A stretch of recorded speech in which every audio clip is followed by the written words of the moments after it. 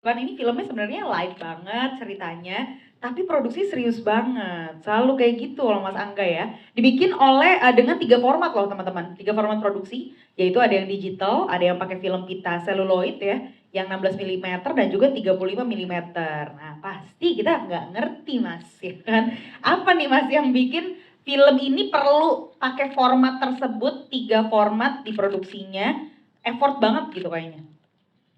Ya, Heartbreak Motel itu mungkin bisa dibilang film drama romance termahal yang pernah saya bikin. Wow, termahal. Sebenarnya drama romance tuh kalau Reza bilang tuh forte saya gitu. Karena saya juga pertama kali ketemu sama Reza dan kemudian jadi berteman tuh di film Hari Untuk Amanda. Berapa Itu tahun lalu Mas? 16 tahun yang lalu. Oh. Tapi nggak tahu kenapa film itu jadi film horor buat beberapa orang. Tapi setelah Hari Untuk Amanda, lalu kemudian ada Surat dari Praha, lalu kemudian sama Ciko bikin romance komedi Bukaan 8, lalu ada Jalanan Jauh Jangan Lupa Pulang sama Sheila. Ya, ini kayak ngumpul semua gitu ya? Iya, reuni ya. Satu persatu. Ngumpul semua dan waktu saya baca pertama kali novelnya, sebenarnya keinginan untuk membuat adaptasi dari novel Kak Ika tuh udah lama. Ada judulnya dulu My Yuppie Wedding. Oh, oke. Cuman waktu saya baca ada set di Singapura, dulu nggak punya duit, jadi ya udahlah gitu ya. Belum dulu deh gitu. Kayak bakal mahal banget produksinya kalau harus ke Singapura. Tapi kemudian ya bertahun-tahun berikutnya ngobrol sama Kak Ika untuk Critical Eleven waktu itu, tapi belum jodoh. Lalu kemudian keluar Heartbreak Motel dan waktu saya baca, buat saya ini novel Kak Ika yang paling sinematik bisa dibilang gitu. Jadi waktu pas ngebaca novelnya tuh langsung kebayang bagaimana visualisasinya nanti.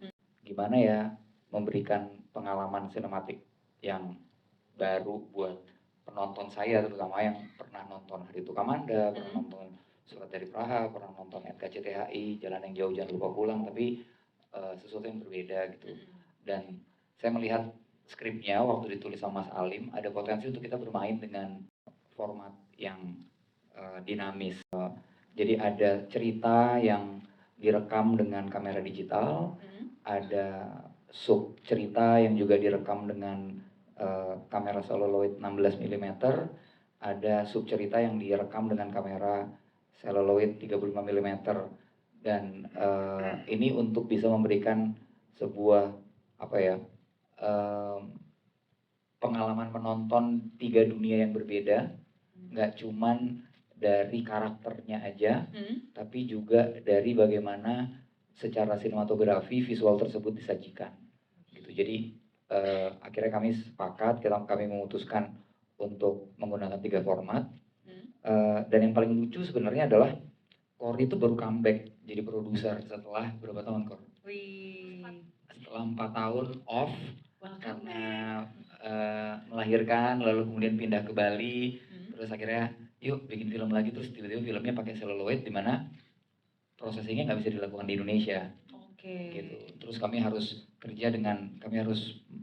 memperbaiki sebuah kamera yang udah hampir 12 tahun nggak terpakai, lalu harus bekerja post production bersama dengan syuting itu di beberapa negara. Beda-beda di luar Indonesia ya. Jadi mungkin teman-teman yang membayangkan bagaimana kerja dengan celluloid itu adalah kita nggak pernah tahu kalau kita digital kita bisa langsung review dan filenya bisa langsung dimasukin ke flash disk dan kita ke hard disk dan kita bisa tahu filenya aman. Kalau digital enggak, kita rekam, lalu pita filmnya harus diprocessing dulu untuk kita tahu hasilnya tuh jadi apa enggak. Benar. Fokus apa enggak. Matanya Ciko juling apa enggak misalnya. Ngelihat kamera apa enggak kita nggak pernah tahu tuh. Ya kan? Nggak bisa ada preview ya Mas ya? Nggak bisa ada preview yang asli gitu. Jadi ya seru banget selama syuting, kita selalu deg-degan.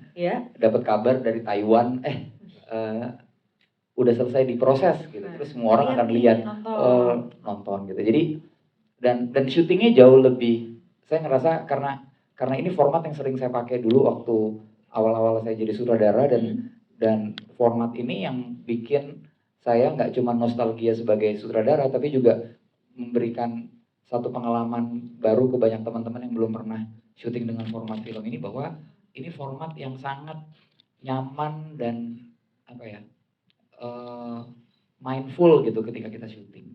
Itu sih yang paling seru dari proses syutingnya.